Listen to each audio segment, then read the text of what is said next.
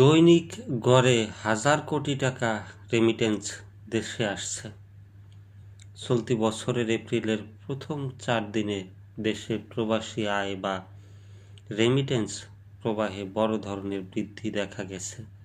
এ সময়ে মোট 33,90,00,000 মার্কিন ডলার রেমিটেন্স এসেছে, যা বাংলাদেশি মুদ্রায় প্রায় 4,135,80,00,000 টাকার সমান। ফলে দৈনিক গড়ে 1,000 কোটি টাকারও বেশি রেমিটেন্স দেশে প্রবেশ করছে। রোববার বিকেলে বাংলাদেশ ব্যাংক এর মুখপাত্র আরিফ হোসেন খান এ তথ্য জানান।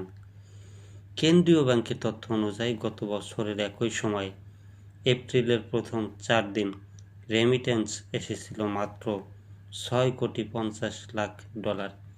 সে তুলনায় এবার প্রবৃদ্ধি হয়েছে প্রায় 425.30%। এদিকে চলতি বছরের 1 জুলাই থেকে 4 এপ্রিল পর্যন্ত মোট রেমিটেন্স এসেছে 2,654,80,00,000 ডলার, যেখানে গত বছরের একই সময়ে এ পরিমাণ ছিল 2,185 কোটি ডলার। সেই হিসেবে রেমিটেন্স প্রবাহ বেড়েছে 21.50%।